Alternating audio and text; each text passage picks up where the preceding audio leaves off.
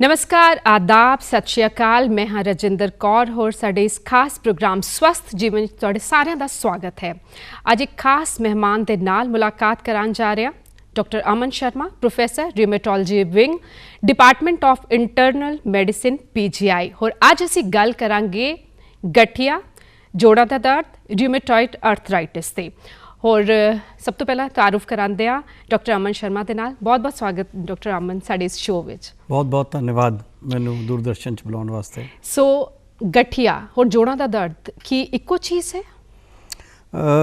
I think ये सब तो जरूरी सवाल है इस इंटरव्यू का कि गठिया जड़ा है या हर जोड़ों का दर्द वो गठिया नहीं होंदा ते गठिए दे भी कई प्रकार होंदे है।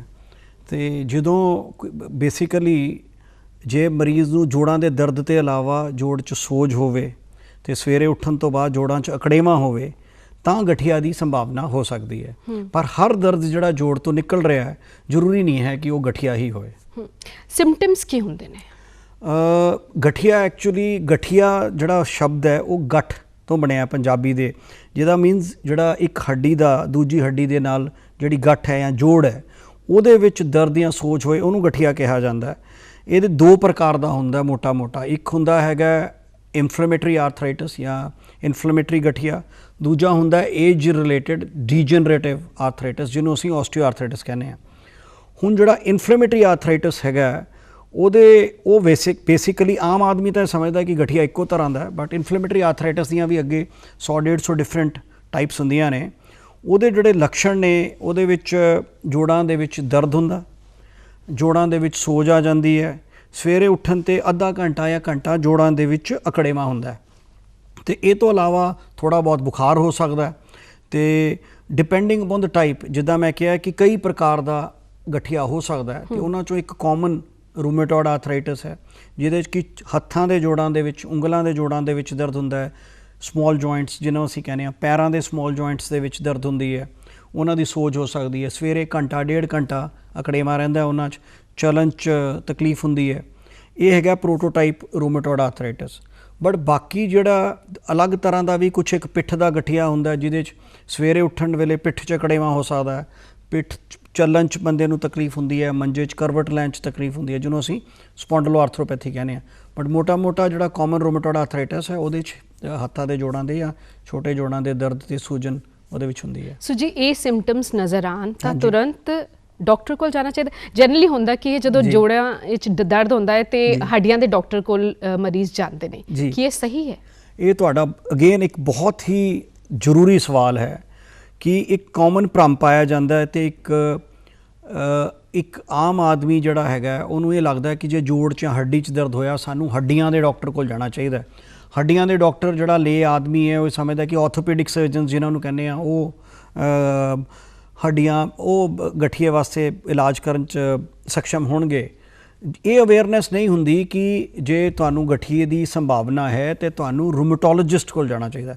ਰੂਮੇਟੋਲੋਜਿਸਟ ਇਜ਼ ਲਾਈਕ ਜਿੱਦਾਂ ਅਸੀਂ ਸਮਝਦੇ ਹਾਂ ਕਿ ਬ੍ਰੇਨ ਦੇ ਵਿੱਚ ਬ੍ਰੇਨ ਦੀਆਂ ਦਵਾਈਆਂ ਦੇਣ ਵਾਲੇ ਨਿਊਰੋਲੋਜਿਸਟ ਹੁੰਦੇ ਆ, ਬ੍ਰੇਨ ਦੀ ਸਰਜਰੀ ਕਰਨ ਵਾਲੇ ਨਿਊਰੋ ਸਰਜਨਸ ਹੁੰਦੇ ਆ।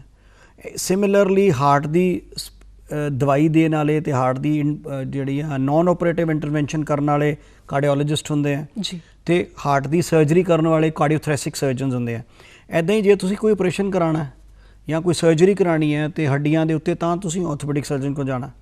ਜੇ ਗਠੀਆ ਹੋ ਗਿਆ ਉਹਦੇ ਵਿੱਚ ਜਿਹੜੀਆਂ ਦਵਾਈਆਂ ਦਿੱਤੀਆਂ ਜਾਣੀਆਂ, ਕਿਉਂਕਿ ਬਹੁਤ ਤਰ੍ਹਾਂ ਦੀਆਂ ਦਵਾਈਆਂ ਅੱਜ ਕੱਲ੍ਹ ਅਵੇਲੇਬਲ ਨੇ, it's been a revolution in the last 3 decades. ਅਤੇ ਉਹਨਾਂ ਦੀ ਕਿੱਦਾਂ ਪ੍ਰੀ ਸਟਾਰਟਿੰਗ ਤੋਂ ਪਹਿਲਾਂ ਕੀ ਅਸੈਸਮੈਂਟ ਕਰਨੀ ਹੈ, ਕੀ ਉਹਦੀ ਮੋਨੀਟਰਿੰਗ ਕਰਨੀ ਹੈ, ਜਿਹੜੀ ਇਹਦੀ ਪ੍ਰੋਪਰ ਟ੍ਰੇਨਿੰਗ ਹੈ ਉਹ ਰੂਮੇਟੋਲੋਜਿਸਟ ਨੂੰ ਹੁੰਦੀ ਹੈ।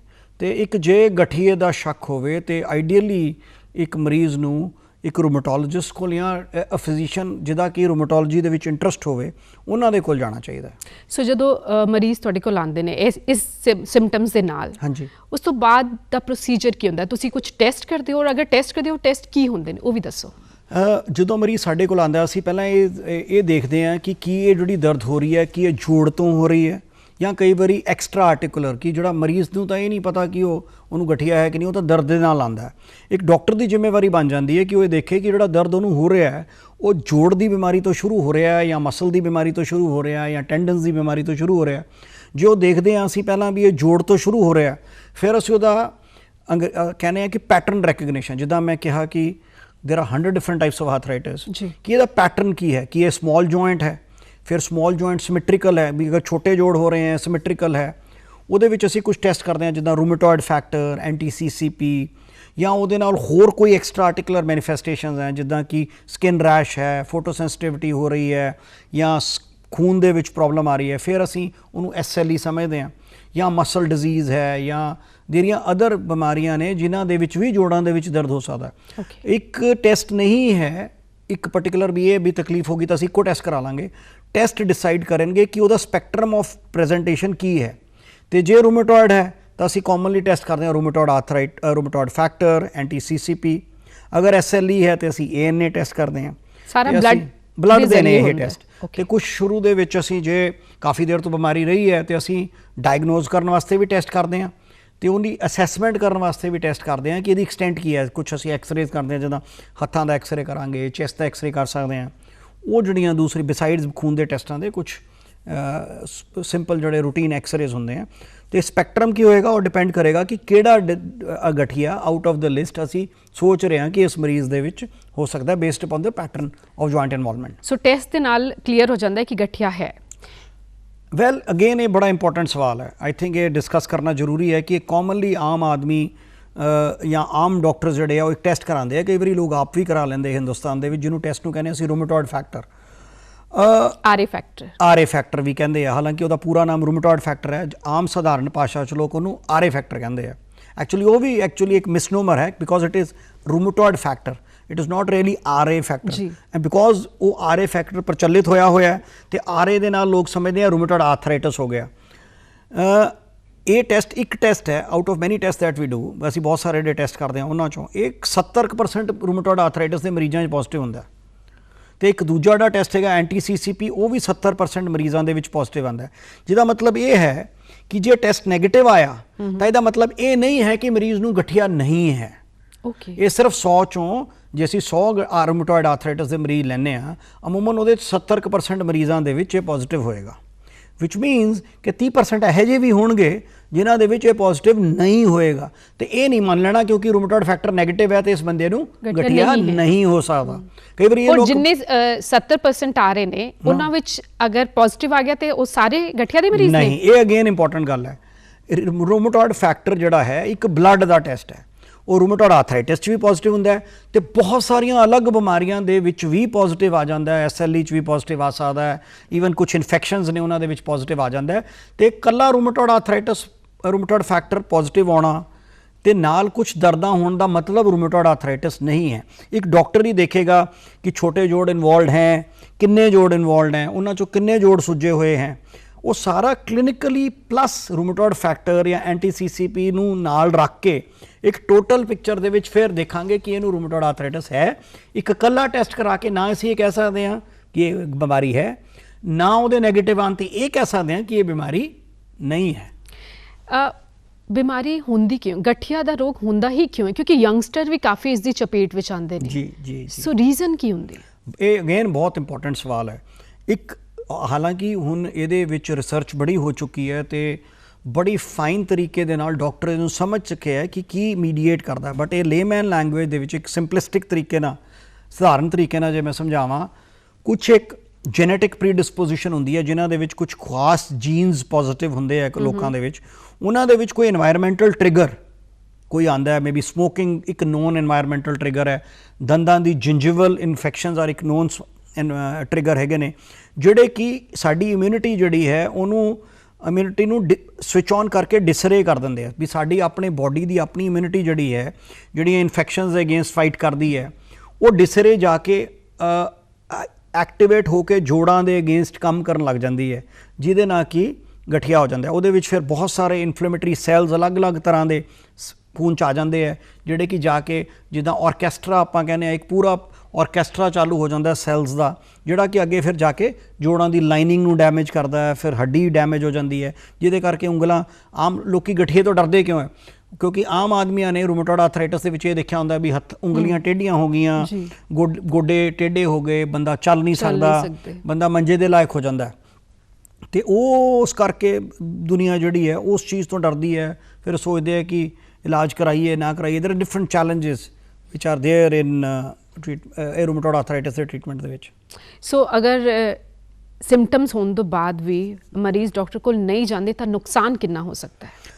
ਦੇਖੋ, ਜੇ ਇਹ ਟਰੂ ਰੂਮੇਟੋਇਡ ਆਰਥਰਾਈਟਿਸ ਹੈ ਤਾਂ ਰੂਮੇਟੋਇਡ ਆਰਥਰਾਈਟਿਸ ਇੱਕ ਬੜੀ ਡੈਮੇਜਿੰਗ ਬਿਮਾਰੀ ਹੈ।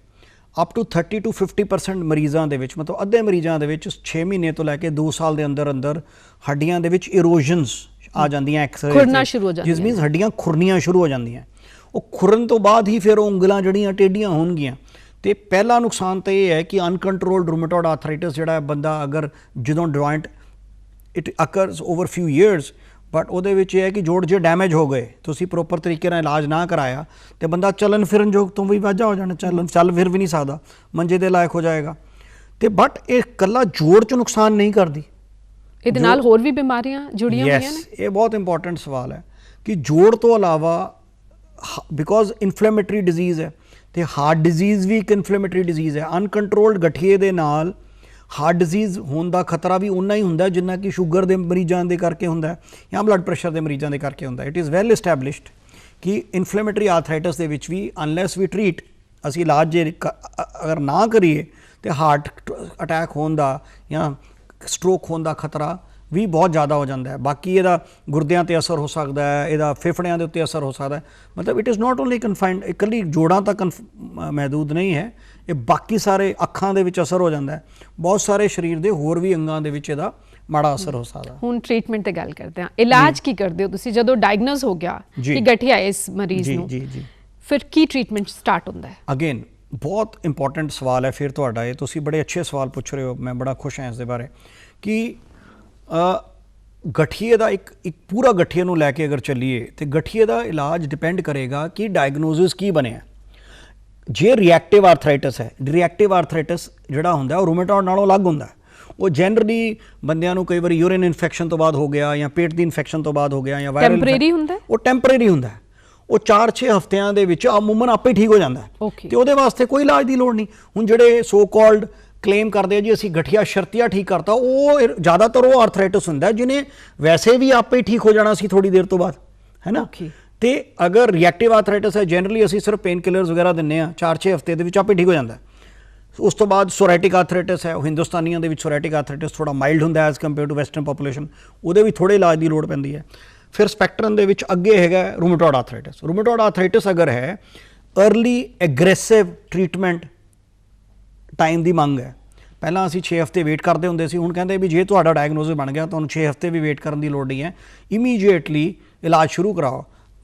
ਦਵਾਈਆਂ ਦਾ ਨਾਮ ਹੁੰਦਾ ਡਿਜ਼ੀਜ਼ ਮੋਡੀਫਾਈਂਗ ਡਰੱਗ।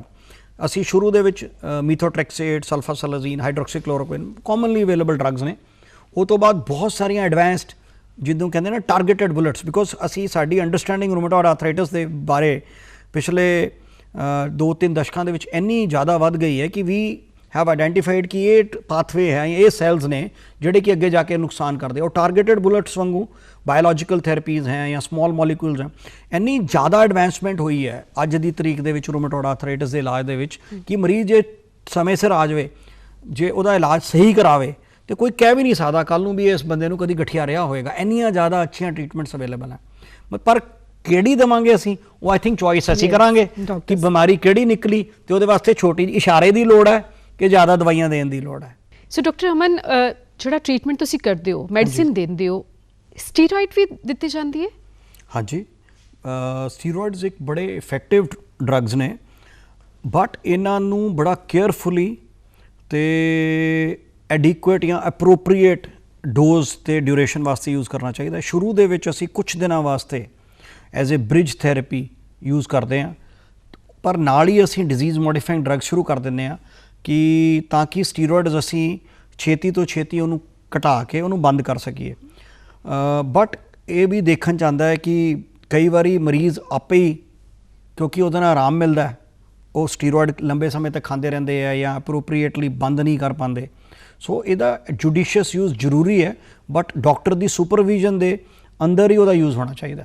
ਸੋ ਸਾਈਡ ਇਫੈਕਟਸ ਕਿੰਨੇ ਹੁੰਦੇ ਨੇ, ਇਹ ਵੀ ਹੁਣ ਦੱਸੋ। ਦੇਖੋ, ਅਗਰ ਅਸੀਂ ਸਹੀ ਤਰੀਕੇ ਨਾਲ ਯੂਜ਼ ਕਰੀਏ ਤਾਂ ਇਹ ਜੁਆਇੰਟ ਪ੍ਰੋਟੈਕਟਿਵ ਹੋ ਸਕਦੇ ਹੈ, ਇਹ ਜਾਨ ਵੀ ਬਚਾਉਂਦੇ ਨੇ, ਪਰ ਉਹ ਉਹੀ ਗੱਲ ਹੈ ਕਿ ਇਹਦਾ ਕਿੰਨੀ ਦੇਰ 'ਚ ਦੇਣਾ ਹੈ, ਕਿੰਨੀ ਡੋਜ਼ 'ਚ ਦੇਣਾ ਹੈ, ਇਹ ਇੱਕ ਟ੍ਰੇਨਡ ਡਾਕਟਰ ਜਿਹੜਾ, ਜੇ ਤੁਸੀਂ ਇਹ ਟ੍ਰੇਨਡ ਡਾਕਟਰ ਤੋਂ ਸਹੀ ਟ੍ਰੀਟਮੈਂਟ ਸਹੀ ਡੋਜ਼ ਯੂਜ਼ ਕਰਦੇ ਹੋ ਤਾਂ ਰਿਸਕ ਵਰਸਸ ਬੈਨੀਫਿਟ ਦੇ ਵਿੱਚ ਸਟੀਰੋਇਡਸ ਦਾ ਬੈਨੀਫਿਟ ਹੀ ਹੋਏਗਾ। ਲੌਂਗ ਟਰਮ ਸਟੀਰੋਇਡ ਦੇ ਸਾਈਡ ਇਫੈਕਟਸ ਹੁੰਦੇ ਆ, osteoporosis, diabetes, hypertension, infections. So but ਸਾਡਾ ਟਾਰਗੇਟ ਹੁੰਦਾ ਹੈ ਕਿ ਛੇਤੀ ਉਹਨੂੰ ਯੂਜ਼ ਕਰਕੇ ਉਹਨੂੰ ਖਤਮ ਕਰ ਦਈਏ, ਤੇ ਉਹਨਾਂ ਨਾਲ ਜਿਹੜੀਆਂ ਲੌਂਗ ਟਰਮ ਕੌਨਸੀਕੁਐਂਸਿਸ ਨੇ ਉਹ ਨਹੀਂ ਹੁੰਦੇ। ਜਿੱਦਾਂ ਮੈਂ ਆਲਰੇਡੀ ਕਹਿ ਚੁੱਕਿਆ ਕਿ ਸਾਡੇ ਕੋਲ ਹੁਣ ਬਹੁਤ ਸਾਰੀਆਂ ਦਵਾਈਆਂ ਅਵੇਲੇਬਲ ਨੇ, ਇਸ ਕਰਕੇ ਹੁਣ ਸਾਨੂੰ ਸਟੀਰੋਇਡਸ ਤੇ ਡਿਪੈਂਡੈਂਟ ਹੋਣ ਦੀ ਲੋੜ ਨਹੀਂ ਹੈ।